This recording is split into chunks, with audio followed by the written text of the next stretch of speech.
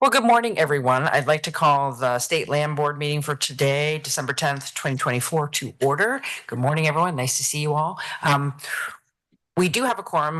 The treasurer is joining us virtually this morning, and I think there's been some traffic delays for the Secretary of State. So I'd like to start off by advancing to item number 3 on the agenda, informational item, because we can take the other action items when the Secretary of State arrives. Talk about grand entrance. Secretary of State has just arrived, so hold a moment, please. We'll let her get settled.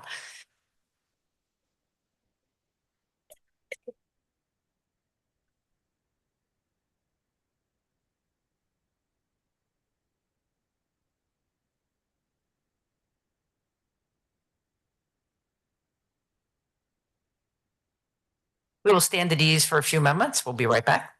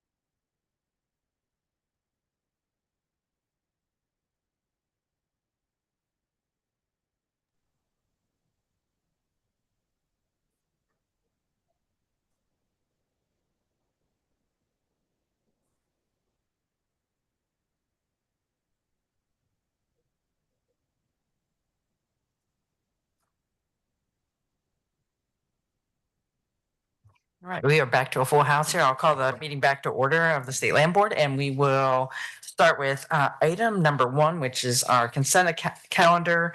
The only item there is approval of the minutes from the October 15th meeting. And I would entertain a motion to approve the minutes, Madam Secretary.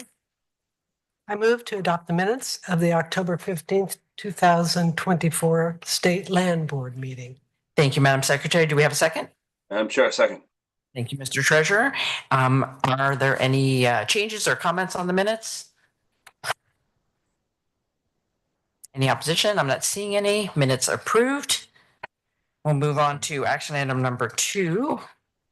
This item Does allow for public testimony. We have no one signed up for public testimony. That's for correct, item Governor. Number 2. So Dr. Walker, good morning. Why don't you walk us through what we have here? Morning. All right. This one sounds a little bit complicated and there's a lot in the notebook.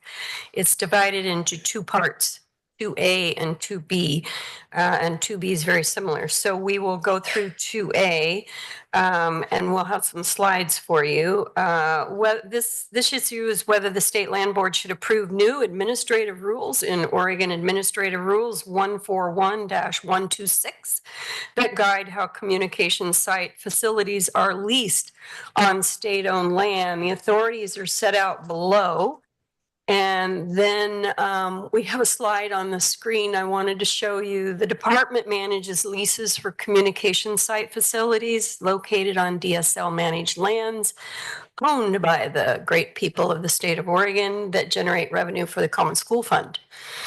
DSL has 28 leases across six site locations, predominantly in southeastern Oregon, serving rural and remote communities who might not otherwise have access to emergency services or cell service. New communication sites are not as common, but there is a future. There's a future need with the expansion of broadband and cellular services throughout the state. I know when I worked for the federal government, it was a big deal for us to try to do the outreach on broadband. We recently added an existing site with the acquisition of Shutter Creek near the Elliott. And we regularly get applications for new leases on existing sites. There are other communication sites across Oregon that are not managed by the department or subject to these rules. So the rules we're talking about today are the only ones that we manage.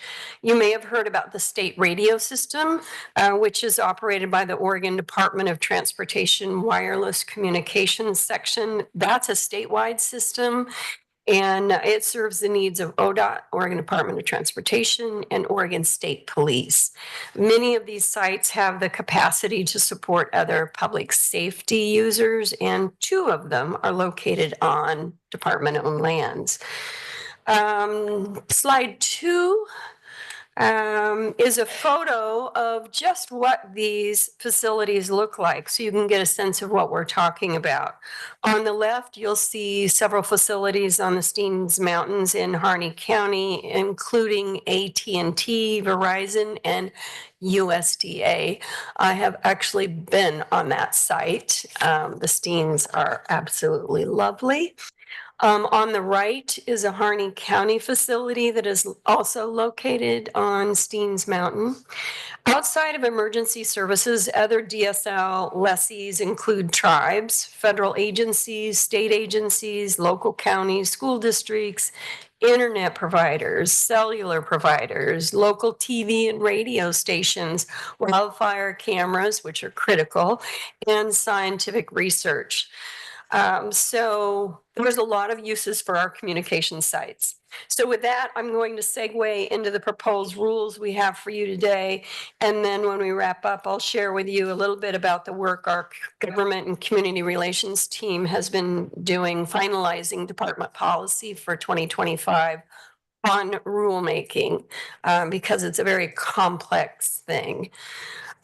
So in February of 2021, the State Land Board authorized the Department of State Lands to initiate permanent rulemaking to amend the administrative rules in OAR 141-125. That authorizes special uses on state-owned land, and we wanted to split it off into OAR 141-126, which would deal with the communication sites. So this rulemaking updated existing rules, created new ones to manage those communication sites, and established new lease rates and a modernized fee structure and align the rules with broader federal and Oregon policies. So we can manage these sites more efficiently now. We've established those new lease rates and that modern fee structure by doing some outreach to neighboring states and finding out what they were doing. We did quite an exhaustive study about that, and we're aligning with broader federal and Oregon policies. The Rulemaking Advisory Committee was convened August through October of 2021. They met 3 times to review all the proposed rules, including 125. And as part of determining minimum compensation rates and fees, that market study was completed, as I mentioned, where we reached out to other states and federal entities. The Exhibit D attached will show you the lease rental rates fee schedule. And then a notice of proposed rulemaking was filed with the Secretary of State's office on June 17, 2022. And public review and comment was open for a month after that. And a public hearing was held in July of 2022. The department received 2 comments, but the comments were pretty significant. Following a review with our good Department of Justice, changes were made to standardize the department's processes with those of other state agencies and industry standards. We wanted to reduce the administrative burden and ensure the department is operating within its given authorities. Given the extent of those changes and the length of time it took to complete those, we went out for a second public comment period from August 1 to September 3, 2024. And that brings us to the end of the process with the item 2A. So the department recommends that the land board adopt the proposed rules, OAR 141-126, administrative rules for authorizing communication site facilities on state-owned land. If adopted, the proposed rules will go into effect immediately upon filing. It is anticipated the rules will be filed prior to January 1, 2025. So we are closing in on that date. Thank you, Director. And just to confirm again, no one has signed up today for this, and really appreciate the timeline to get to this point. So before let me entertain a motion to adopt the recommendation, Madam Secretary. I'll second that motion. Make the motion, sorry. Sorry. I move to adopt OAR 141-126, authorizing communication site facilities on state-owned land. Thank you, Madam Secretary. Do I have a second? Madam Chair, actually, a couple of questions, if I might, before we move to the vote. Is that all right? Can we do them with the motion open, or would you prefer to? No, that's fine. I don't mind that. Absolutely. We will have time for, yeah. So second on the motion, Mr. Treasurer. Okay, I will second the motion. Okay, thank you. Well, the floor is now open on the motion to adopt. So Mr. Treasurer, questions? Thank you. I appreciated the explanation of the timeline, but I feel like I may have missed something when the description I heard, Madam Director, was that based on feedback, a reconsideration of norms and processes and so on, and it went from 2021 to 2024. So I wonder if you could give us some more detail on what took that time. I will ask Amber McKernan, who's on the screen. She's our real property manager and been and managed this process. So Amber, there you are. You want to answer that question, please? Thanks. Hi, Treasurer Reed. Thank you for the question. There's several. Can you hear me okay? Yes, thank you. Yeah, there's several reasons that contributed to the long timeline of this rulemaking. One of the reasons has to do with how small our team is. We've got 12 people on our real property program, and in the last 3 years, we've hired 6 new people on the whole team. So that was one thing that contributed. The length and depth of the public comments that we received in 22 required a significant amount of research on our end and significant revisions to the rules. And that research was directly related to other state laws and policies that are already in place, along with federal laws and policies that we needed to make sure that we were in line with. So once we had taken the time to do the research and made sure that we had all of our information, The draft was presented to the Department of Justice, to DOJ for their review. And it was highlighted that they had concerns about administrative burden and department authority that needed to be addressed. So it took a lot of back and forth between DSL and DOJ to get those things straightened out and make sure that we had everything right. And then just because there was so much revision between 2022, the original comment period, that the department prioritized a second public comment period this past August, in which we did receive further comments that required further revisions. So it was a combination of a lot of significant research, a lot of back and forth, and a lot of significant time input from the program. Okay, thank you. The other question I'm curious about, the proposals I've reviewed, it talks about an additional or a reconsideration essentially of fee structure and so on. And I think about how we've had this discussion. I guess I'm not sure if I'm directing this to you, Ms. McKernan, or you, Madam Director, but we've had lots of discussions on the land board about fees and how they do and don't cover the costs of programs. A lot of times those discussions have resulted from a long delay in reviewing those fees and the changes that need to be made.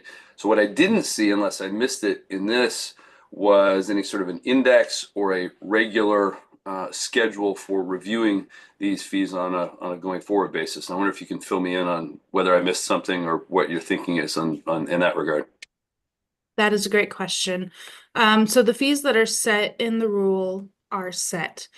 But so that would require us, if we wanted to update the fees, that would require us going back to rulemaking. So we do anticipate that by the time a lease runs out, if it's a 10, 15, or 20-year lease within that time period, we would expect to revisit these rules and therefore go through a rate study and update the rates that way. So I'm sorry, maybe I'm putting too much on that particular word, anticipate. Does that mean there's a plan or a commitment or a schedule, or and of course, again, at the risk of being a little bit harsh, that long delay that we just talked about has me a little bit worried. So can you fill me in a little more, please? I don't have the answer for that, but Director Walker, it sounded like we have new policies we're working on regarding rulemaking. Is that? We something- do. Let me address that then in response to that question. And let me ask you, Ms. McKernan, how long are our typical leases for these cell sites and uses? 10 years. The original term is 10 years. Okay. So as I mentioned, we are examining our internal procedures, timelines, and rules that are needed to increase bandwidth to better support a rolling 5-year revision of all DSL rules. The Secretary of State requires us to review our rules every 5 years. And so there's a lot of them. So how do we manage those? Most rules are earmarked at least a year out from when the rulemaking begins, sometimes several years out. Each January, executive staff and managers collaborate in revising a standing list of rules flagged for needing revisions and forecast that out. New and existing priorities also emerge, guided by the department and partner needs. Outcomes from the legislature. They're really good at that. And emergencies such as necessary land closures or restrictions. Then our rulemaking coordinator provides project management, creating a queue of rulemaking projects that reflect our highest needs first, map those out, the ideal process for doing that. And for instance, do those rule revisions and input from partners and community members. How many advisory committee meetings do you need, et cetera, et cetera. We develop that timeline.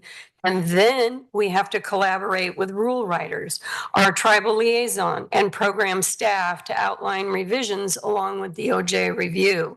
Once we're confident in the proposed rule language, then our specialists work with the rulemaking team to develop external messaging. And if this isn't a minor rulemaking, then we convene the RAC. and we go from there. So we've made a lot of positive changes in the last 2 years, embracing that responsive and iterative approach. Does it answer your question about those fees automatically increasing? No, but when we review the rules, then we'd have to undergo another rate study because these are a little bit different than some of our other leases where we charge money for.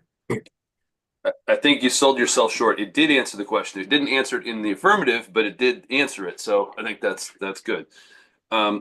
Last question for me then, as you described the 6 sites and the 20-something leases, you also said that you noted the increasing need. Do we have any sense of a quantity that by which the interest is increasing, or if are there going to be new sites? What else should we be anticipating in the future? I think Ms. McKernan can answer that one better than I. Okay. Yes, there is an increased need. One of the wildfire has a lot to do with that. They need to shorten the amount of dead space across the space that provides communications for wildfire. So there is an increased need. We have had requests for new sites, especially for those types of uses. And then the other types of uses that are spreading are small wireless facilities that don't require a full tower. They might just be something that's on like a fence post or something like that. And so those are small, they're easily deployed, and they serve that function as closing some of that dead space throughout the state. So yes, there is active work in expanding broadband across the state. Thanks for the opportunity to ask the questions, Madam Chair. Thank you, Mr. Treasurer, for your thoroughness. I really appreciate that. Which leads me to have a question. The leases being 10-year leases, I would assume is standard kind of practice for these types of facilities. It allows for investment, predictability. Are you precluded from changing the rate structure in an existing lease, or does the lease lock in whatever the rate is at the beginning of the lease? I'm looking at our council, but my understanding from the other leases we deal with is that that rate is locked in and we cannot change it until the lease concludes. Is that correct, Mr. DeVore? Director Walker, can you hear me okay? I Yes. can. Just announce yourself for the record. Yeah. Matt DeVore, Department of Justice. We have been working on templates for those communication site leases, and I don't know off the top of my head if they are locked in for a specific rate for the 10 years. Ms. McKernan may know better about what the templates say. Back to you, Amber. Thank you for the question, Governor Kotek. Off the top of my head, I don't think I can provide a conclusive answer to that. The way the leases and the language in the rules reads is there is an automatic increase of 3% a year, or in line with the CPI, so the Consumer Price Index that is local to the area. So yes, there could be an opportunity to increase the rate during the lease. That is helpful to know. So some like element of predictable cost increases, similar, I think, to what the treasurer is raising, some kind of indexing. That is helpful to know. So for these rules going into effect, if so passed by us today on January 1, all folks with current leases will pay these rates, or do they At the time of lease renewal. time of lease renewal? And any sense of, we don't have that many sites currently, so in general that will happen the next couple of years, or We do have a vast majority of our leases that are at the renewal point. So. at the renewal point now. Okay. Thank you. Madam Secretary, any questions? Mr. Treasurer, any questions or follow-up? Not right now. Thank you. So before us, we have the motion for item 2A to adopt OAR 141-126. And I will say, when you're starting an entire new rule, even though it was separated out from an existing one, it did take a while. But I do know here we are trying to make sure when there is feedback that people take the time to think about that feedback, make changes, and then engage people again on any changes. So I think sometimes we skip the second step, and then people are like, "You made changes and we didn't know." So I appreciate the length. This is hopefully has the due diligence will hold the test of time, and I do think resetting and clarifying the fees is really important. But I do hope that we can come back on a regular basis to get an update as this, once we get through the existing leases, new properties. I assume this is some kind of report that we would see on a regular basis, because I would assume utilization of land is probably will grow over time for these types of sites. Hence the need for the rules. Now, Governor, we can put that on a regular schedule to come back and report on our leases. Thank you. With that, we'll take a vote on the motion. Are there any objections to the motion? Seeing none? I was looking for the section that Ms. McKernan was talking about, and in section 141.126.0150, it says the amount of annual base rent paid to the department will increase annually by 3% for every year after the date these Division 126 rules are effective. And upon renewal of a lease, the base rent for the first year will equal the amount of the base rent for the final year of the previous lease plus 3%, unless the department has completed a market value study or an appraisal. So Madam Chair, it's not CPI, it's just 3%. Just 3%.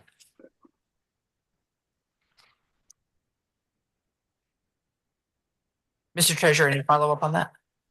No, just it's an important distinction. I mean, it is an index, and that's good, but there are certainly times, as we have seen recently, when CPI can be well in excess of 3%. Correct. And less than that as well. So yes, I'm just sitting there thinking having a hard number is, I don't think we could have anticipated the type of CPIs we've seen the last couple of years. But, yeah, thank you, Mr. Treasurer. So I wasn't seeing any objections to the motion or hearing any. All right, motion carries. Thank you. We'll move on to 2B. Or not to be. Yeah, we'll go to be or not to All be. That's clever.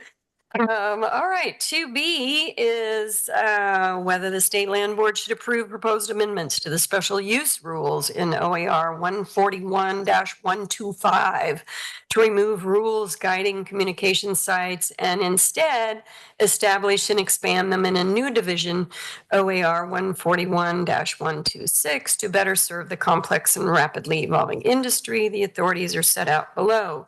So as I indicated, we took apart the administrative rule and divided it into two sections, and now 125 authorizes a wide range of special uses on state-owned land. What does that mean? Special uses are agriculture, scientific experiments, demonstration projects, recreational cabins, parking lots, upland quarries, and more. There's no period at the end of that sentence, and including making movies. Someone wants to make a movie using state-owned land, that would be a special use.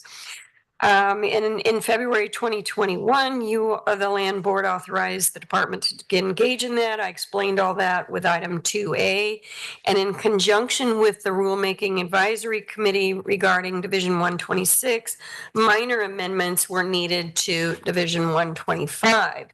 Because we had to remove all that language related to communication sites, communication site facilities, renumber remaining subsections, and ensure all those rule references were accurate. That's a lot of work. Additionally, this amendment also proposes the removal of several unnecessary references to range management, as well as a duplicative section on competitive bidding. So the notice of proposed rulemaking went out at the same time as 2A. And the public hearing was held July 21, 2022. The department didn't receive any comments on this one. So the department recommends that the land board adopt the proposed amendments to OAR 141-125, administrative rules for authorizing special uses on state-owned land. If adopted, the proposed proposed amendments will go into effect immediately upon filing. Thank you, Director. I would entertain a motion to take up, well, first of all, motion for the recommendation.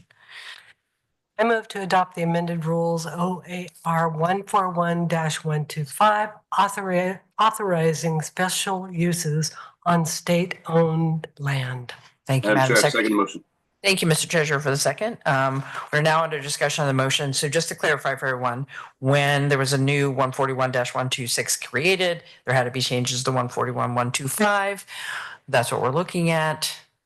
Any questions on those changes for the agency? Are there any objections to the motion? Not seeing any or hearing any, motion passes. And then,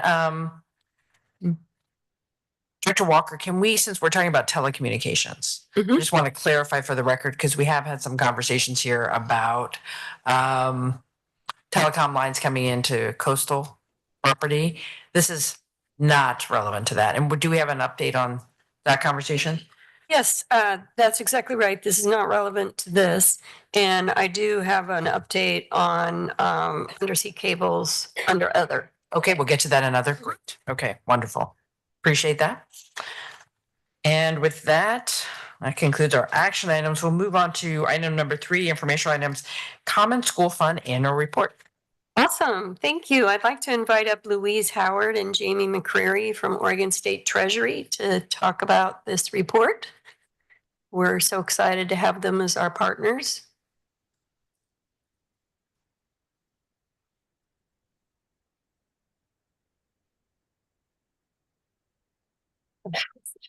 Welcome, and just introduce yourselves for the records. It's nice to have you here. A very talented team of the Treasury. Thank you. Well, thank you. It is great to be here. For the record, Louise Howard, I'm the Director of Capital Markets for the Investment Division. Nice to see you all. I'm Jamie McCreary, Service Model Program Manager with the Treasury. All right. You're driving. I'm driving. Thank you. Yes, I am. So we've prepared and distributed a short slide deck for review. But we want to be efficient with your time and leave room for questions. So we plan to speak to 3 topics.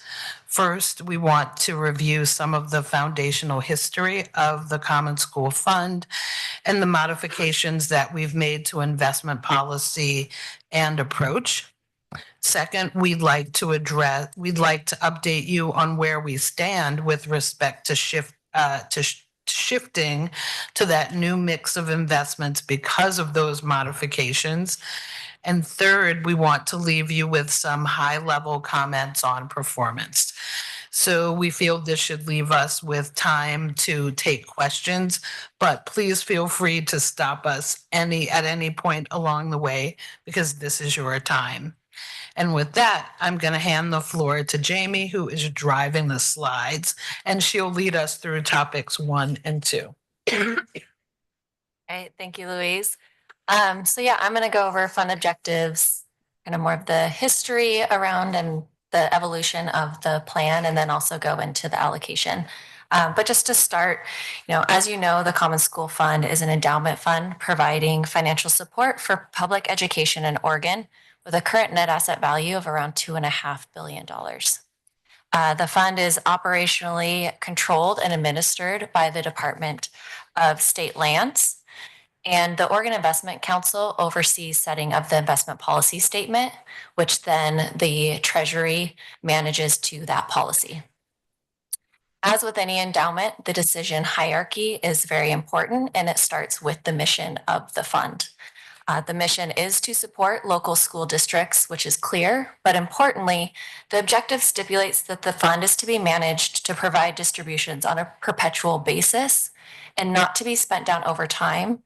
And to the extent possible, those distributions should flow in an equitable manner across generations.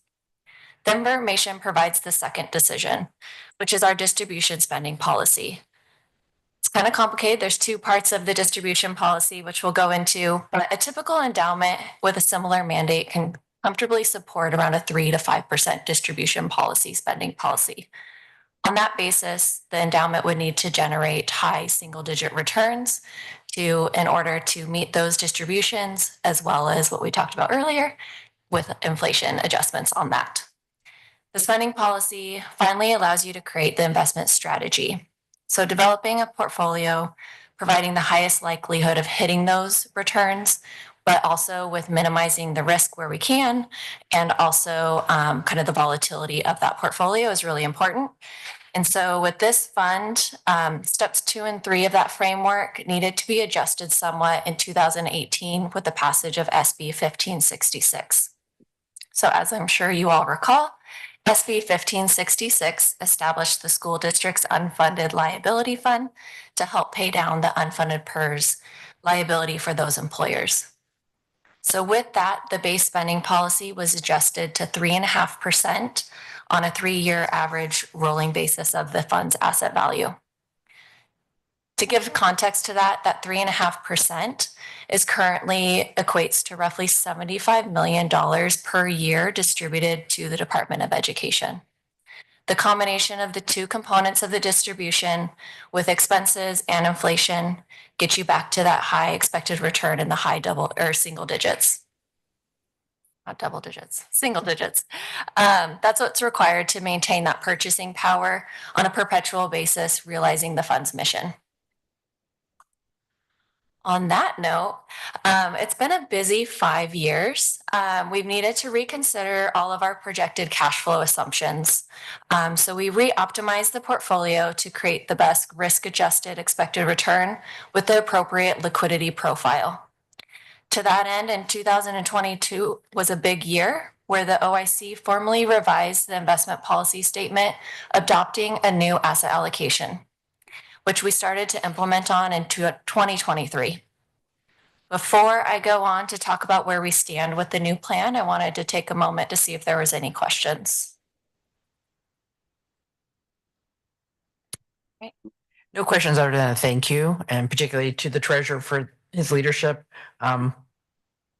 Few things had to be assessed, so we really appreciate the timeline. It's very helpful. Yeah. Thank you.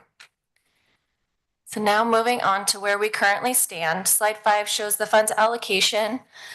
With the newly adopted, you'll see an interim target and a long-term target.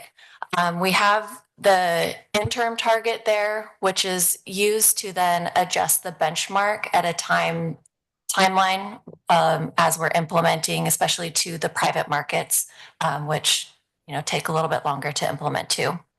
But the highlights of the new plan are a 5% increase to private equity allocation coming from the fixed income, a continued build out of the diversifying allocations to real estate, real asset, and diversifying strategies, and a modest increase to the underlying allowance to non-core assets in the real estate portfolio. Treasury staff, the OIC investment consultants, and OIC itself believe the portfolio optimally balances long-term objectives with medium-term cash flow demands. As I stated earlier, these were adopted in November of 2022. So most of these changes we started implementing on this in 2023. So a lot of the changes are around the alternative asset classes where implementation can take several years, which is why, once again, we have that interim target, which transitions the policy benchmark to the new allocation at a pace similar to the actual portfolio. Nearly 2 years into implementing this plan, we've made a lot of progress, but that's not fully reflected in the asset allocation currently. Most notably, you'll see that the private equity remains well below the interim target of 12.5, currently sitting at 6.6%. This is really a function of the environment since 2022. Pacing is scaled up within the private markets in an effort to build those exposures, but muted M&A activity And those recent commitments have left it behind with respect to deployment. So basically, we can commit the capital, but the companies aren't currently calling that and putting it to work. So we have a large amount of actually unfunded out there. So if that was to get called, we would pretty much be in target with that interim for what we've paced out and allocated to. As Louise will take us through in a moment when she talks about performance, this is proven to be a nice positive for the return on a return standpoint because we've had such a nice run in the public markets as of recent. And another thing that I would like to point out is that our overall equity exposure is right in line and one thing that we pay attention to. So if you were to add up public equity and private equity, it's sitting right at that interim target of around 60%. With the asset class pacing has been revised across the private markets, that is in line, and the public equity portfolio is in the late stages of their restructuring.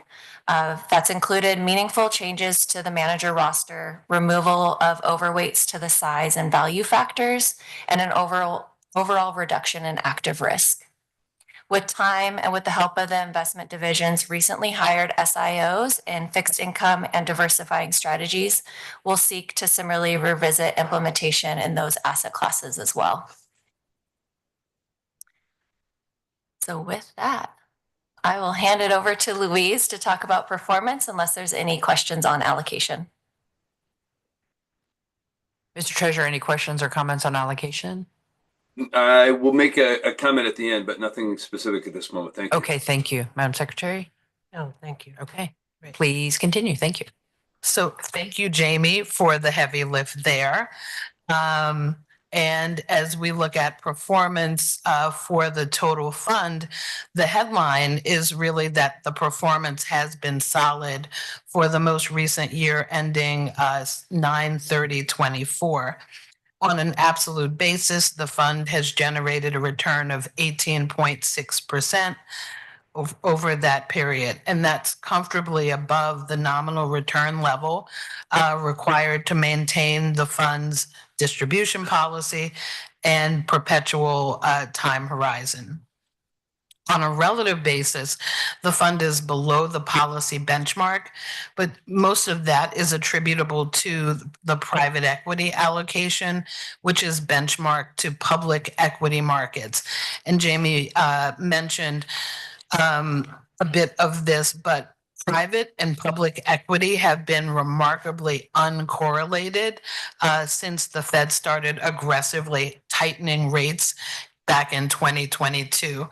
So I believe in March of 22, the Fed funds rate was at 25 basis points, and they hiked it to 5.25 to 5.5 by June of 2023. So that was a very, very steep uptick in rates, which had ramifications across the market. One other thing to note, just in terms of performance, Jamie mentioned that we're behind plan with respect to scaling up our exposure in private equity. So that's been a bit of a benefit as we've been underweight. We've been underweight an asset class as we've been underweight the asset class. So that's been a net positive for us. And then beyond that, if we can go to the next slide, thank you. The rest of the portfolio is performing largely as we would expect across the board. And particularly when you look out at 3, 5, and 10-year time frames, looking at the 5-year where all of the asset classes are showing performance, all of those have performed well relative to the risk return for each asset class. And then just sort of to wrap up the comments, we're halfway through an impactful decade for the fund, having made material adjustments to the program. And I think if we all think back to 2020 and everything that we have experienced, it's been an impactful almost half decade for all of us. So for the Common School Fund, we're continuing to implement the revised investment strategy that we adopted in 2022. And again, while the asset class mix doesn't perfectly reflect as much, so much groundwork has been laid to refine our implementation within our asset classes. And performance has been quite encouraging despite volatility. You know, and we recognize the possibility of continued volatility near term as we consider our investments and overall portfolio construction. And just lastly, you know, the Common School Fund is sitting at an all-time high in NAV at 2.5 billion.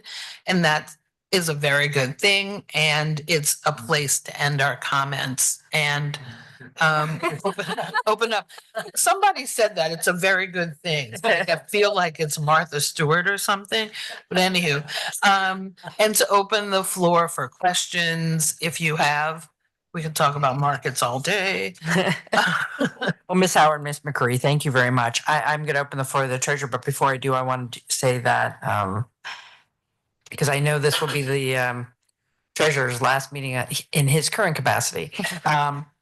Your stewardship and thoughtfulness in taking care of the Common School Fund is very much noted, and I really appreciate the overview. And so, Mr. Treasurer, what would you like to add to the conversation?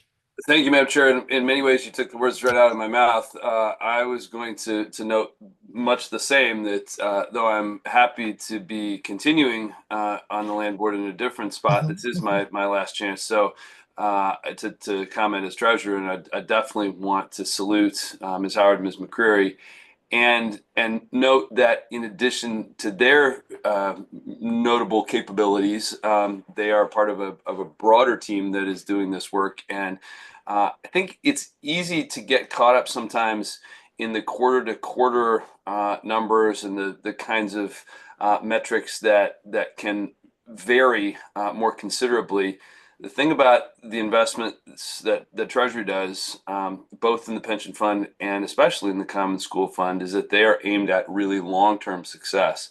So the evolution, the thinking, the strategies that are behind all of the things that these two experts described to us just now really take time to implement and play out. And so I know you, Madam Chair, and you, Madam Secretary, appreciate that, but I think it is worth noting just how thoughtful and how effective this team is in keeping the Common School Fund relevant and current and responding to the ways that markets change. So my great thanks to you, Ms. Howard, Ms. McCreary, and I'll be sitting in a different role, but looking forward to your next presentation as well.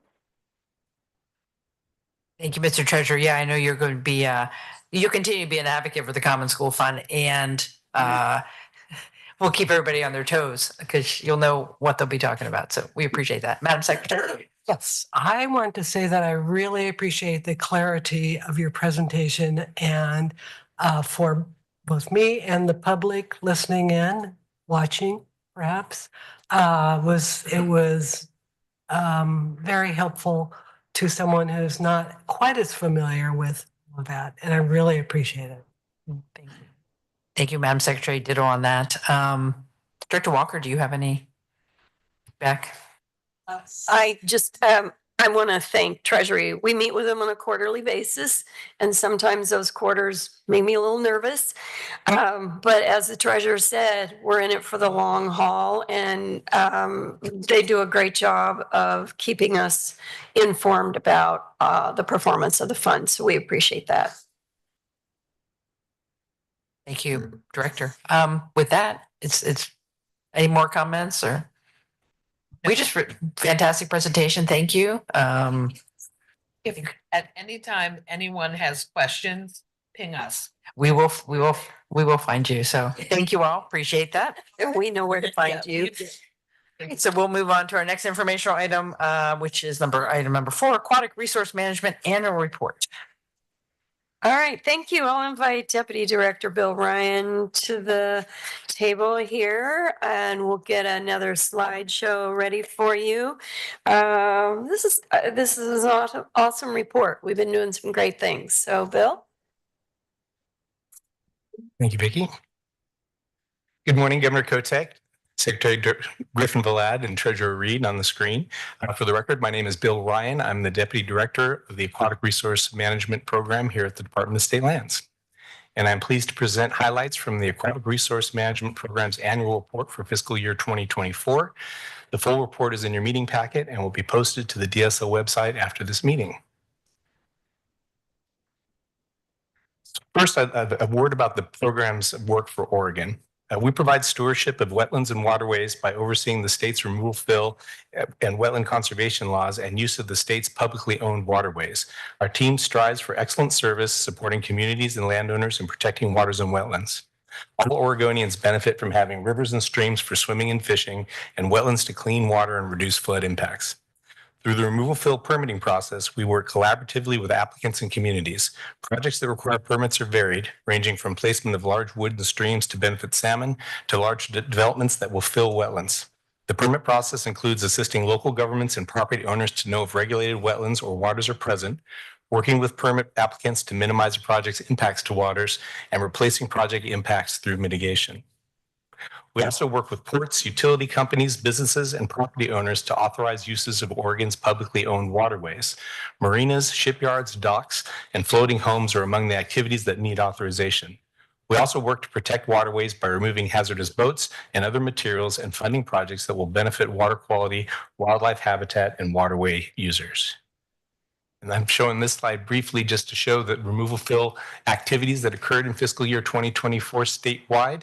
You can see that activities occur all over the state, but they're really focused on the west side in the Willamette Valley in particular, and in the coastal zone as well. And that's just a sense of the removal fill regulatory program's actions over that year. So program-wide, staff completed over 1,000 wetland notice reviews, 331 wetland delineation report reviews, 645 removal fill permit decisions, and 2 local wetland inventories in support of urban expansion. We also supported training for over 30 local governments. These actions were performed to support development activities in areas that contains waters of the state, including wetlands, rivers, lakes, and streams, and the territorial sea. The activities were diverse, including housing development, economic development, infrastructure construction and maintenance, and private property improvements. And specific to housing, the department issued 10 authorizations for housing-related removal fill applications in fiscal year 2024. I better keep these in order here. The overall numbers reflect a high workload, which has been consistent over the last 10 years, and that can make it difficult for our staff to provide helpful and timely service. This workload also poses challenges when we look to significantly expand housing across the state. DSL staff supports housing provision in multiple ways, including early identification of potential wetlands and waters through the state wetland inventory and jurisdictional determinations performed by our staff, review and concurrence with wetland delineations, assisting local governments with land use planning, and provision of advanced mitigation via our mitigation banking and in lieu fee programs. We've started addressing the workload challenge by hiring key limited duration positions. The governor's budget for the coming biennium includes packages that will increase our ability to support the governor's housing initiative as well as other development actions.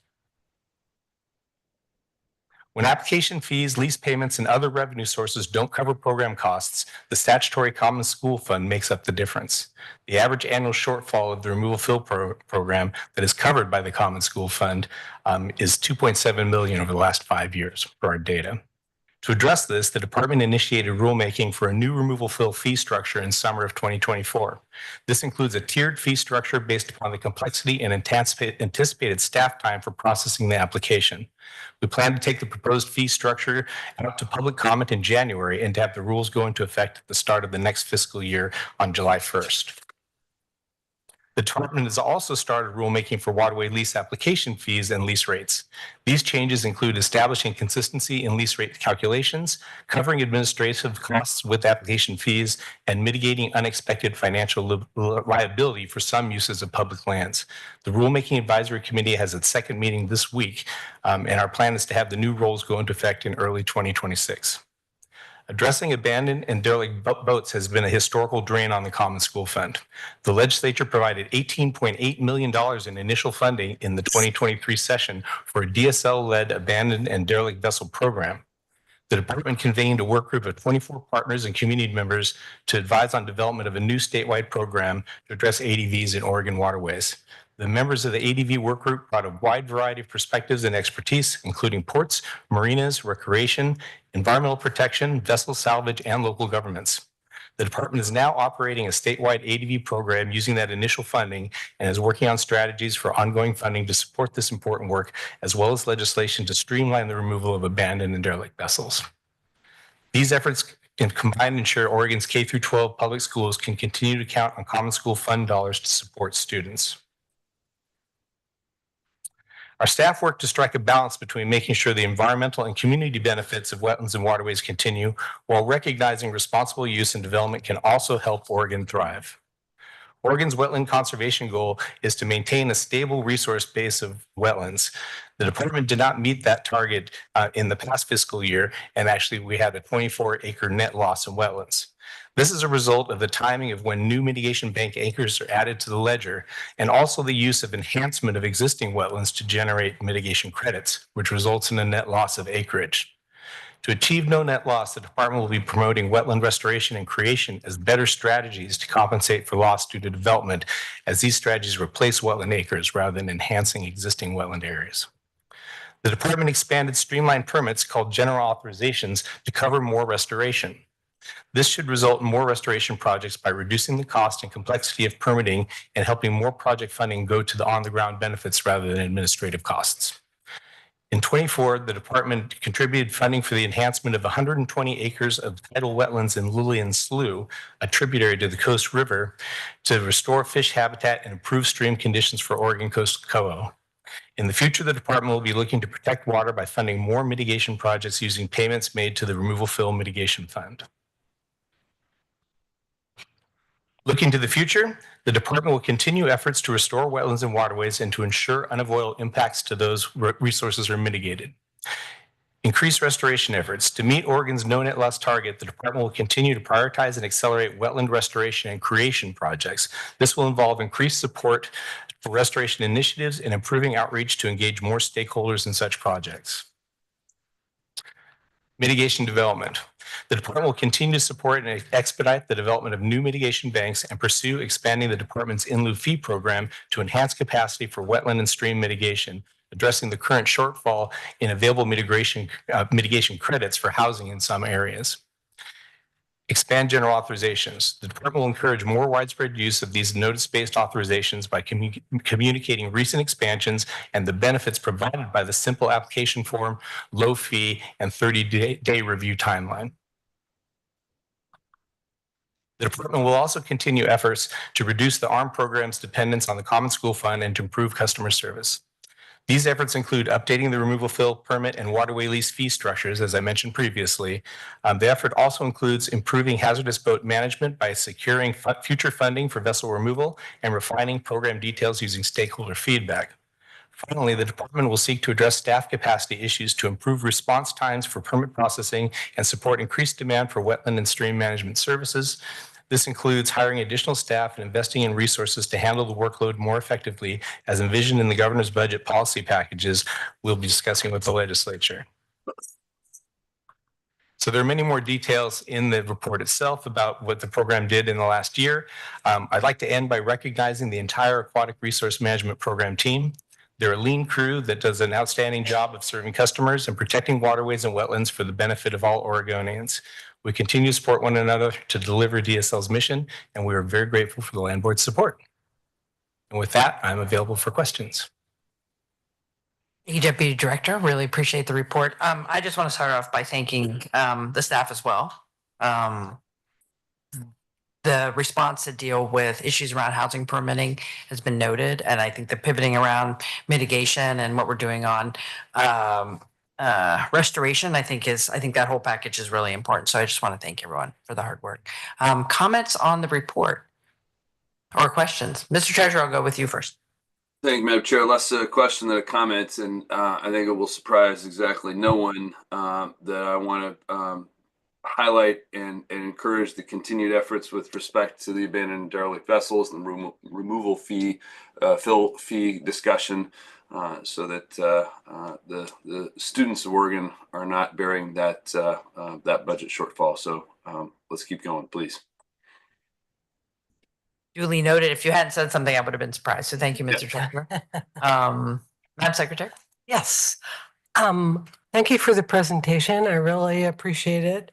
I have learned all kinds of new information with every one of the land board meetings I attend. And I'm grateful for the care of our state and our lands. And I have to, I'm afraid I have to correct something though. My last name is pronounced Valade. My apologies. No apologies necessary. I have lived with that all of my life. Thank you. Thank you, Madam Secretary. And I do enjoy the appendices in the report. You know, if you're a numbers person, it's good to see the actual lining out there from the different fiscal years. Director Walker, any comments on your end? Yes, thank you. I want to recognize my staff. It's been my goal since I came on here as the director to right size our fee schedule to ensure appropriate payment for the work we do to support the Common School Fund. It was, we were subsidizing a lot of what we do and was not appropriate. So we have worked very hard to get where we are today. And I'm really proud of this work. It hasn't been easy. We've had to go to the legislature and get things done. And all of us who've been there before as members understand how hard that can be. We have some mission ahead of us this session to get accomplished, but I think it's done really well to help right size what we do here. And the staff gets a lot of credit for that. Thank you, Director. I agree with that. And I think you'll have a strong argument to make as you go into session with my recommended budget and the asks that are there to try to both meet our customer service goals and have the resources to do it and not take more from the Common School Fund. So I anticipate a very robust conversation in the legislature. I do too. And we have a little bit to say about your budget under other. Sounds good. So thank Sounds you. good. Deputy Director Ryan, thank you for the presentation. Again, thanks to all the staff. And with that, we'll close that informational item and move on to item number 5, geologic carbon sequestration in Oregon. Great. I'll Our new favorite topic. So, Yes. yeah, I'll invite up Alex Lopez. I don't know if you're going to bring others with you, Alex. Apparently, the director, Roy Dersteret, is on a plane to Washington, D.C. So I'll let his staff talk about that and take it away. Thank you, Director Walker. welcome. Just announce yourself for the record. Thank you. For the record, my name is Alex Lopez. I'm the Public Affairs Coordinator at the Department of Geology and Mineral Industries. Good morning, Governor Kotek and members of the Land Board. In order to just a little bit background on myself, I'm a geologist registered in the state of Oregon, as well as a social worker who's done work in environmental justice work. Joining me today are Sarah Lewis, Program Manager for the Mineral Land Regulation Reclamation Program, as well as Jason McLowry, Program Manager for the Geological Survey and Services Program. We're here today to provide a brief update on geologic carbon sequestration in Oregon. So I'd like to start with a high-level overview of the project as it stands today. In order for geologic carbon sequestration in Oregon to be successful, there are 3 interrelated focus areas that must be addressed concurrently, starting out with community engagement, which includes outreach, education, and facilitation of community decision-making. Technical feasibility, which includes scientific tasks such as geologic modeling and the research well on DSL managed land, as well as regulatory structure, which includes tasks related to the development and implementation of the regulatory program for carbon sequestration wells. Successful implementation of the technology to contribute to Oregon's climate goals will require weaving the 3 focus areas together through partnerships with other entities, state agencies, and different funding mechanisms. Bogami is currently working on all 3 focus areas through a variety of different project components. I won't go into a lot of detail here, but this table lists the individual project components we're currently working on, their funding sources, and how each of the components addresses the focus areas, and that is in the 3rd column there. I would like to point out a couple of things on this table. First, the first row of the table, which is the geologic assessment and modeling / community outreach component. This component has funding has been secured for this component through a U.S. Department of Energy grant. You may hear me refer to this project component later as CarbTap. If you hear that, that's what that means later on. Second, note that the research well on DSL managed land is the second item on the list and will include both technical and community focused work. The takeaway from this slide is that Dogami is working with multiple partners to create a cohesive plan for moving the initiative forward while addressing all aspects of the overall project. Also, as I move on, please note that the colors of the project components here correspond to the colors on the next couple of slides. Oh, excellent. I tried. So based on the current project components, we put together a timeline that places everything in sequence. While the overall timeline stretches out to 10 years, the first phase of the project that will take place over the next 3 years will get us to a feasibility decision that considers the technical, community, and regulatory factors and culminates in a decision on overall project feasibility as represented by decision inflection point number 5 on this table. Now, zooming into the near term, I'd like to call attention to where the research well on DSL managed land falls in this sequence. Again, this is the second item in the list with the blue bar. On this timeline, decision inflection points 1 and 4 are associated with the research well. Point 1 represents the current and ongoing planning and coordination between Dogami, DSL, and the land board. And point 4 represents the time when we expect the installation of the research well to occur. For the installation of the research well, Dogami will need to work with DSL on site selection, engagement with community stakeholders, hiring staff, applying for permits to ensure protection of ecological and natural resources, including groundwater resources, and retain the services of a drilling contractor. We believe the third quarter of 2026 is a reasonable timeframe in which to begin drilling the research well. We intend to expedite the process at every available opportunity.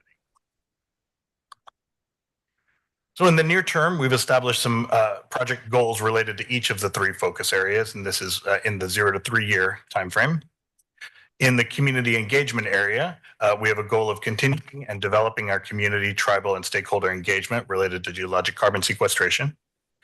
In the technical feasibility area, we plan to perform initial geologic modeling and complete the installation of the research well.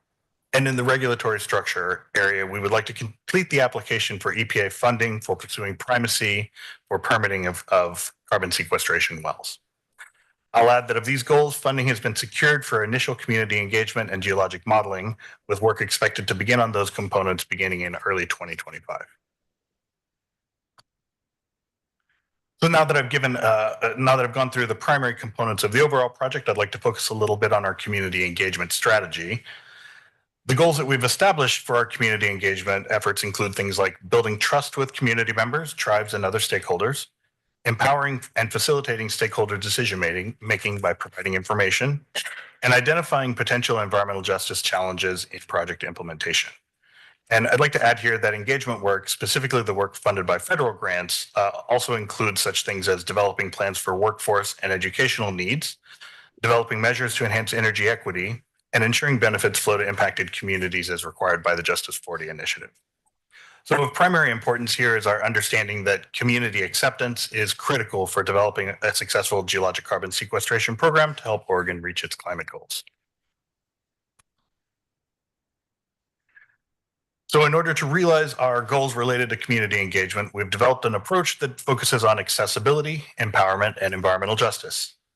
In the near-term phase of our community engagement work, we will focus on building relationships and trust with stakeholders by understanding stakeholder groups and needs, crafting outreach materials and engagement efforts that take into consideration community-specific needs and requirements, providing varied opportunities for engagement, taking community feedback and integrating it into ongoing project work, and ensuring that engagement continues throughout the life of the project. Throughout our community engagement work, we plan on interfacing with a wide variety of stakeholders and community members. Ensuring that our engagement efforts cast a wide net will help us reach all of the potentially impacted communities local to proposed project locations, as well as statewide. We plan on utilizing existing communications channels where possible, including through the LCIS and Environmental Justice Council, and developing new relationships where needed as the work progresses. Of particular importance in our engagement will be local municipalities, officials, and legislators representing communities local to proposed project locations. Additionally, our education and workforce engagement will include specific outreach to minority serving institutions to ensure benefits flow to all segments of the community.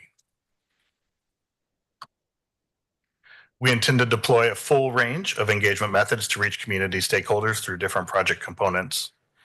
Our outreach and engagement will highlight accessibility and information exchange towards the goal of empowering communities to provide feedback in project planning and decision making. And although outreach and engagement work will be specific to geologic carbon sequestration, it will also be integrated into Dogami's general outreach strategy and will benefit not just geologic carbon sequestration, but all of Dogami's work. So while we have a plan for outreach, we do expect there to be some challenges. For example, providing science and fact-based information about the technology to stakeholders, working with diverse communities and stakeholder groups that require different engagement styles and different communications approaches, integrating engagement across project components and funding opportunities. As you saw in the table with the many different project components, there are a number of things to integrate there. And addressing these challenges will help Dogami strengthen our relationships with communities, provide early awareness of this developing technology, and ultimately build public acceptance for implementation. So in the near term, we've got a number of next steps planned in conjunction with agency and funding partners. First, the Department of Energy funded CarbTap project will begin work in the first quarter of 2025, and that includes both community engagement and technical work. We plan to continue work with Department of Environmental Quality on the regulatory program for carbon sequestration wells, and exploration of additional funding opportunities for further technical, community, and regulatory program development efforts. And finally, continued coordination with DSL and the Land Board on the installation of the research well. With that, I thank you for the opportunity to provide this update, and I will open it up for any questions. Thank you, Alex. Excuse me. Mr. Treasurer, any questions? No, don't think so, Madam Chair. I'm excited about the prospect and want to make sure that the department has all that it needs and is clear on our support for continued exploration and progress. Thank you, Mr. Treasurer. Madam Secretary.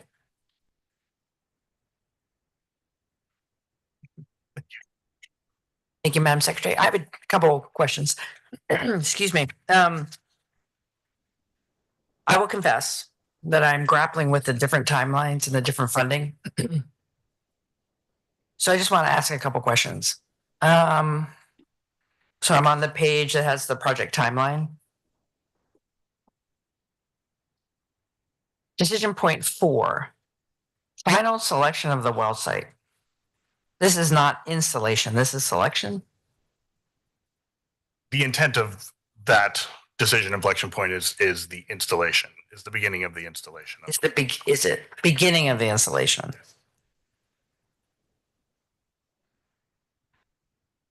You know, that's helpful. I have been criticized for a sense of urgency at times that maybe is unachievable. Because when I look at this timeline, my understanding from the previous presentation and this one is we don't have a regulatory structure.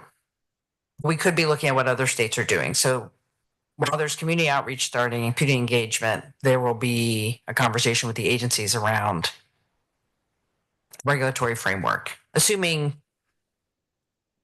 the testing will show that this is viable, that we have places that people are supportive, right? So we're assuming forward with a regulatory framework.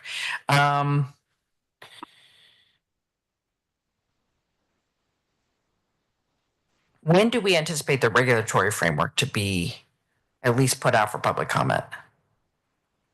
Thank you for that question, Governor Kotek. I'll let Sarah Lewis address that one. For the record, my name is Sarah Lewis. I'm also a registered geologist and the program manager for the Mineral Lands Regulation and Reclamation Program. I have been working closely with DEQ and other partners to better understand what a regulatory program for Oregon would look like. Currently, to drill the research well itself, we have a statutory structure to do that. That is a common type of well that is drilled across the state. Program Manager Jason McCullery can talk a little bit about places that's already in place.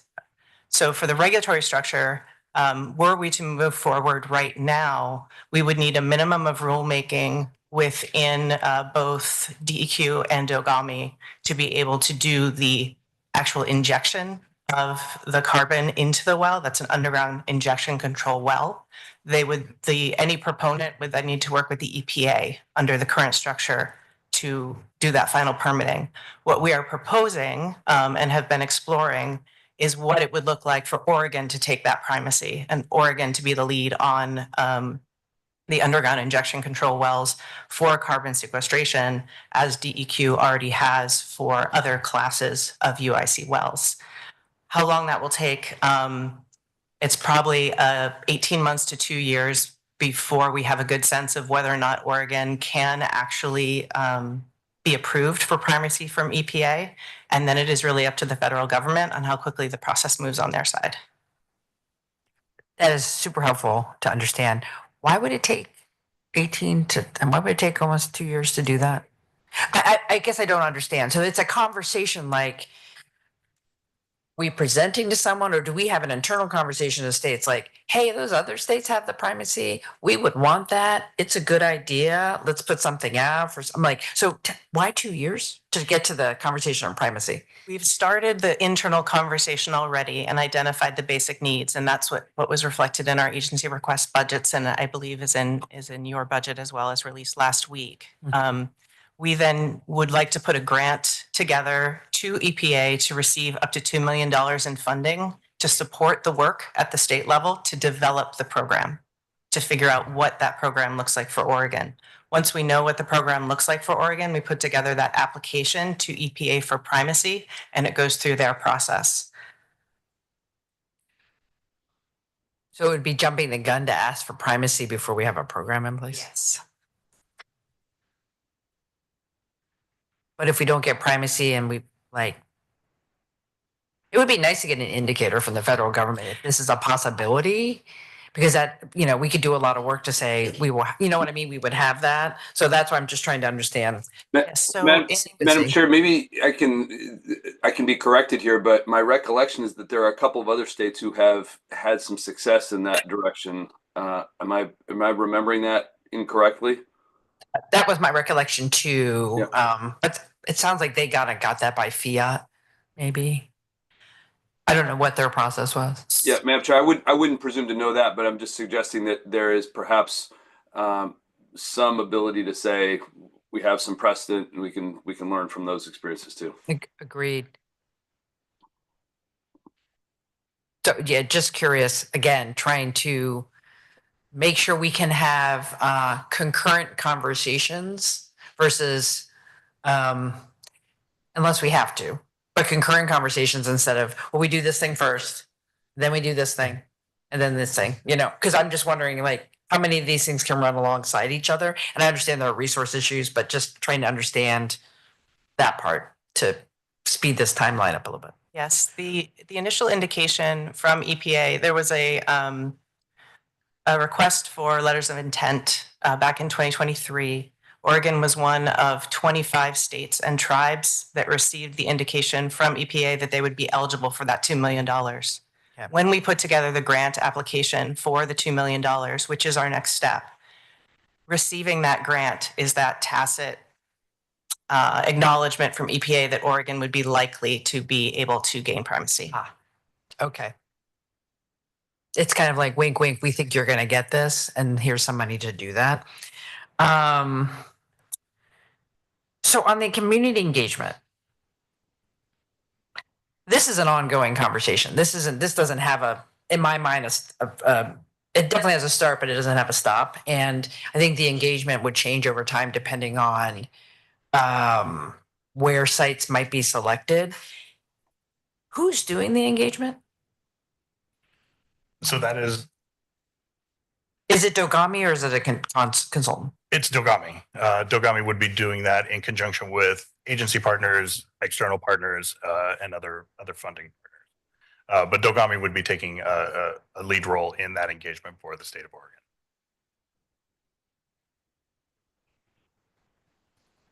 But you indicated you were going to hire some of that work out. Oh, no, I'm sorry. That was with respect to the installation of the research well. That was really meant to be staff that would work on all aspects of the research well installation. So both the technical side as well as the community engagement side. Your community engagement plan is appropriately robust. And that's a big map. And if I'm being engaged at some point, I will want to be like, well, where are you talking about? A lot of trust building and engagement education is warranted, but at some point you have to like, we're getting to this spot or that spot. And you're not a very large agency, so I guess I didn't assume you would be doing the on the ground work itself. Well, one aspect of this is that we understand the areas in the state that are more conducive to this technology. Okay. So it is not all across the state. Additionally, as we move forward through the different project components, we'll be able to narrow down that geographic focus to the areas that are potentially going to be near where the geologic carbon sequestration wells would be installed.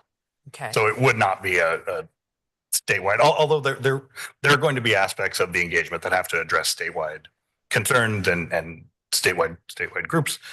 However, it will be localized as the project moves forward. That's helpful. And your education of the public has already begun, even from the previous conversations. And then what's your plan for tribal consultation? Because I think engaging with our tribal governments is not particularly always appropriate for community engagement. So what's the plan on consultation? Really, that's going to be starting out with the LCIS and our tribal liaison, who's Jason McLowry. Jason, would you like to say anything about our tribal engagement? Yeah. Governor Kotek, members of the board, for the record, I'm Jason McLary, manager of the Geological Survey for Dogami.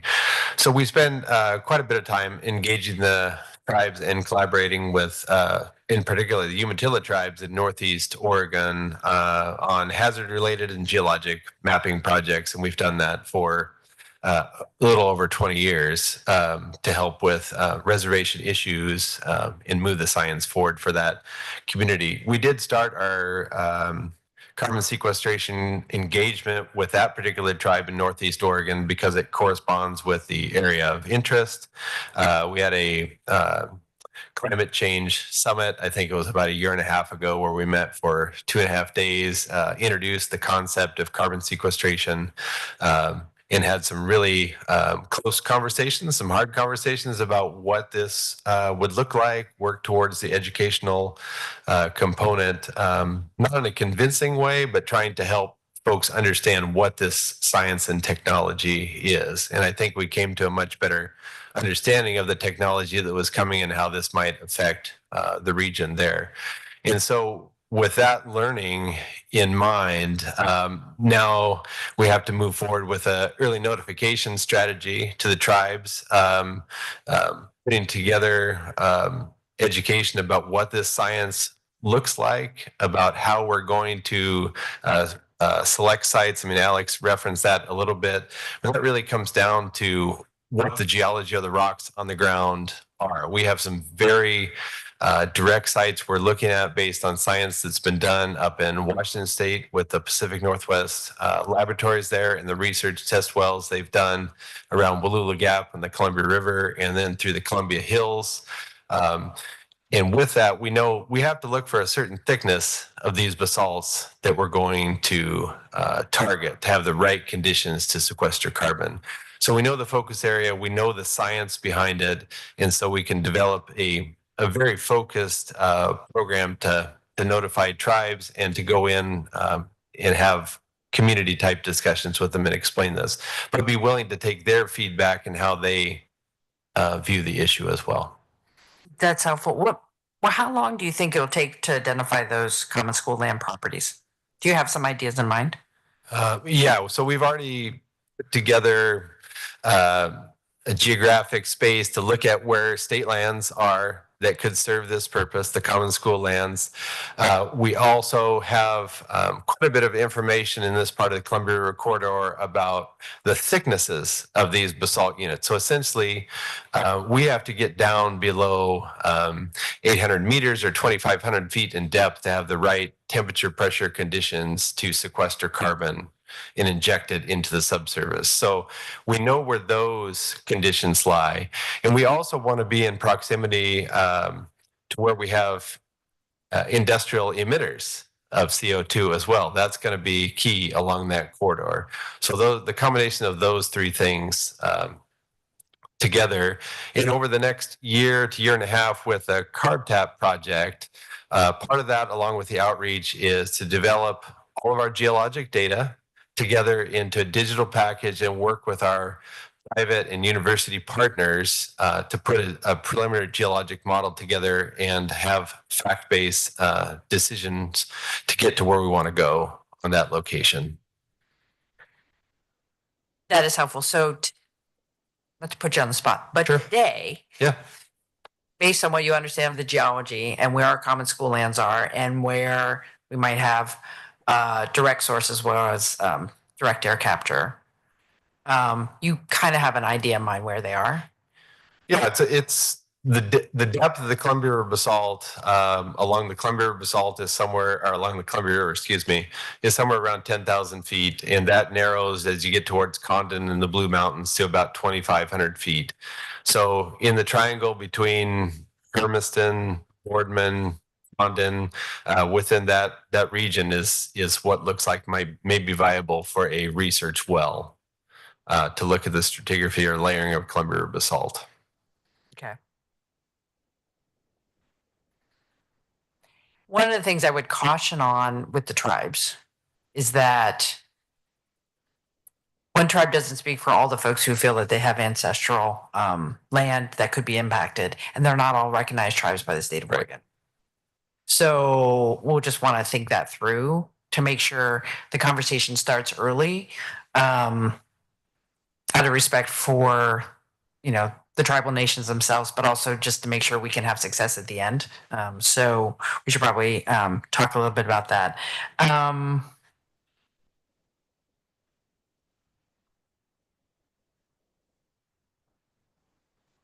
mean, you can tell I'm interested. I think there's potential here. I understand we're not 100% resourced to do this. I would just, encourage us to take advantage of having processes that are running concurrently. So the timelines I understand this is your expected, but I did hear that you're going to try to do it faster. I did hear that. So I really appreciate that. So thank you for entertaining my questions. Any other comments or questions about this? Madam Secretary. I just want to make sure, well, first of all, I understand all of this, but next I want to make sure that the public in Eastern Oregon, having grown up there, as you've probably heard me say 50,000 times, they're very sort of untrustworthy just in general about government. And you may have experienced that already. So it will need to be, from my perspective, having also grown up there, blah, blah, blah. The language needs to be at such a level that people really understand what's coming their way. And you might get some opposition, and that wouldn't be, really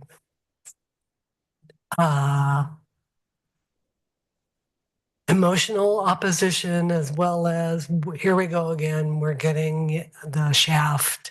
And I'm just warning you kind of, and also making you cognitive of how people who grew up there in particular are so immersed in their way of life that they're often not welcoming of anything from government.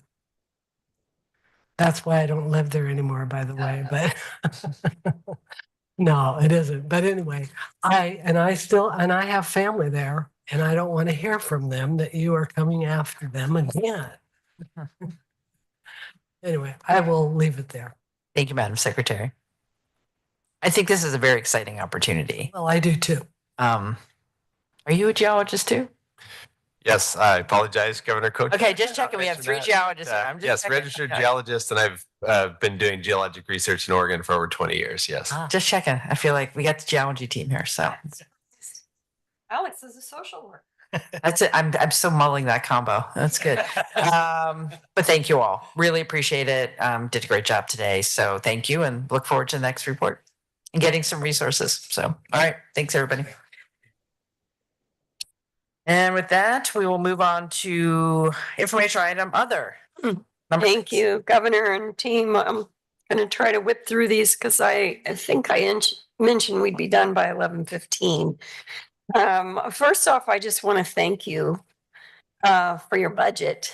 It was very kind to DSL, 116.5 million, and it supports 138 positions.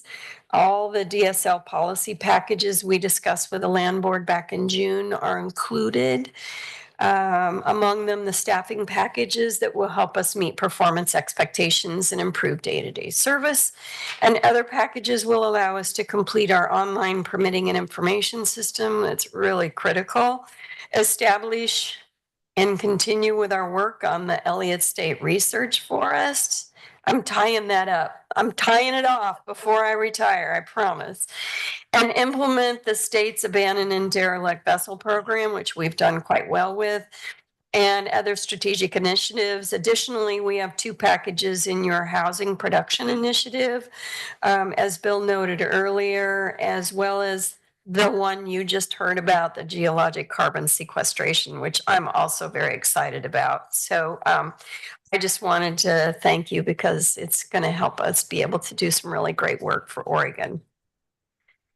The next thing I wanted to mention is the undersea cable easements. So you asked me for an update and I'd forgotten where we were with that. We submitted based on the indication from the land board, we submitted legislative concept 289, which we requested be filed as an agency bill for consideration in the 2025 legislative session. This legislative concept was approved by the land board in April of this year. This concept gives the department rulemaking authority. We don't have that right now, so we have to go to the legislature to get it. I thought we were already starting rulemaking, but we got to get permission. So it will give us rulemaking authority for application fees, renewal fees, and compensation rates for easements to construct, maintain, decommission water, gas, electric, communication, or telecommunications service lines, fixtures, or other facilities on state land. As currently drafted, LC 289 lists January 1, 2028 as the date by which the department must adopt the new rules. And when I saw that, I kind of went and flipped a switch and said, wait a minute, why are we waiting till 2028?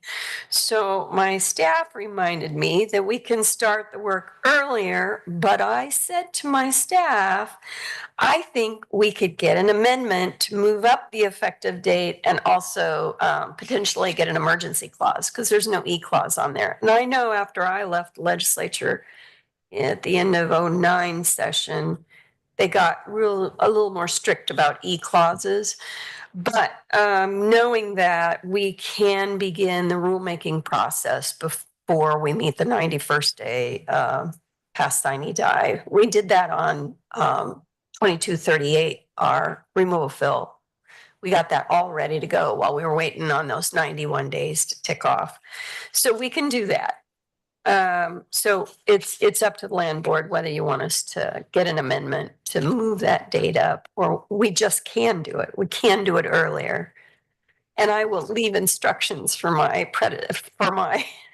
person, not the predecessor, the person coming in after I leave, that this is critically important. You can probably tell from my nodding that, and I'm going off script because I haven't checked with my team, but we have an agency bill. It'll be dropped on day one. I think an E-clause, we get drafts back from legislative council all the time that we have to tweak, but I do think we should have an E-clause on there. I do think January 1 of 28 is a little too off in the future. I mean, this is about managing our assets of folks who are interested in undersea assets that come into the coastal. I'm like, we need to clarify this sooner rather than later. So I look forward to having that conversation on the amendment. So. Yeah, and I agree with you. We're currently at capacity with rulemakings through August of 2025. We just are slammed, but the session will get over in June. We'll have our answer and then we'll be able to, but we can also put it on our calendar to get it moving. But I agree with you. I think we need to move that up. I know they have the ability to get it done earlier, but I like the number to be better, be closer to where we want it to be. So we'll have that changed. All right, the final update, very quick one, our ADV update, abandoned derelict vessels. We've been very busy. We recently took out of the water the dredge Herb Anderson. We've talked about the dredge Anderson for years since I've been here, and I never knew he had a first name, Herb. So I went up and saw this 100-foot steel barge that was once used to dredge the shipping channels along the West Coast rivers, including being used to dredge Mount St. Helens ash after the eruption. So this is a storied vessel, has a history, but it's been sitting in the water doing nothing for a long time, polluting the waterway. So it was sold in the 1990s by the dredging company to new owners, and they moored it along the Rainier waterfront and the Columbia River. I think the city of Rainier is very happy it's no longer there. It now is, we tried to work with the new owners to get it into compliance. That did not work. So they failed to make payments. We put in a lot of civil penalties. And finally, we seized the vessel this summer. I'd had enough.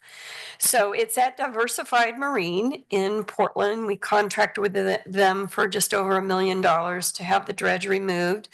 It's in the North Portland Harbor and awaiting results now from the environmental testing on the types and amounts of hazardous materials that might be on board. We expect to have this one done and wrapped up by the end of January. So we're very excited about it. Also, in the last couple of months, we've submitted letters of intent for 2 different grant opportunities, one through Boat US Foundation and one through NOAA. I'm happy to share that we were formally invited to submit full applications for both grants. Yay, team. We're applying for the maximum amount available, totaling $11 million. And the outcomes are focused on getting derelict boats out of the water now, as well as new proactive initiatives for prevention. These are highly competitive grant programs, but I'm really optimistic. I was back in DC. We met with staff at NOAA. They know this is a serious issue. Senator Merkley has been poking and prodding them. So I think we're on track to do well. I do want to thank our staff, Josh Mulholland, Dorothy Deal, and Kevin McAfee for their hard work in starting up this ADV program. And it takes a lot to get these boats out of the water. It's a lot of money. So the 18 million we got will go pretty fast if we don't start filling the coffers. And so we're doing that. So that's all I've got. Well, I appreciate the entrepreneurial spirit on getting more money to get vessels out of the water. So thank you. Mr. Treasurer, any comments on your end on any of the other items? No, Madam Chair, on my screen, you're very small, so I can't always tell you when you're nodding, but I hope you can see me in a lot of your comments recently particularly on the sense of urgency and the various things. I've been nodding enthusiastically to your comments. Thank you for your nodding, Mr. Treasurer. Madam Secretary, any other comments on your end? Yeah, I've been nodding too. Not nodding off. So, no, I really don't have, except this is one of the most exciting pieces of my work as Secretary of State. And but my next endeavor is to write the 5th novel in my series of novels that take place in Eastern Oregon, if you can believe it. I've read the first 4. I'm waiting anxiously. Well, we got fans in the audience here. They're Yeah. waiting for your book. Well, that's a good segue to my item to wrap us up here for the day under the category of other. As we know, our treasurer will be joining us at our next land board meeting as the incoming Secretary of State. So congratulations on that. We appreciate having that continuity, Mr. Treasurer. Thank you. And this is the final land board meeting for our current Secretary of State, who, as you know, came in unusual circumstances, but has done a wonderful job in her capacity serving as Secretary of State. It's been great to have you on the board. Thank you. We have a little token of our appreciation for this being your last meeting. It is a beautiful tile that the agency here had commissioned from the artist Anne Kavanaugh. This tile is entitled Scappoose Bay, and it is presented in appreciation to Secretary of State Yvonne Griffin Valade in recognition of her service on Oregon's State Land Board 2023-2024. So sweet. So I thank you. wasn't expecting that. Thank you. Thank you. It has been a very momentous year together, so we appreciate Yes, that. it has. Year and a half. So thank you all. And if there are no other items, when's our next meeting? February. February. Again, thank you to all the staff. Have a great holiday season. Appreciate all the hard work and all the presentations today. And with that, we are adjourned.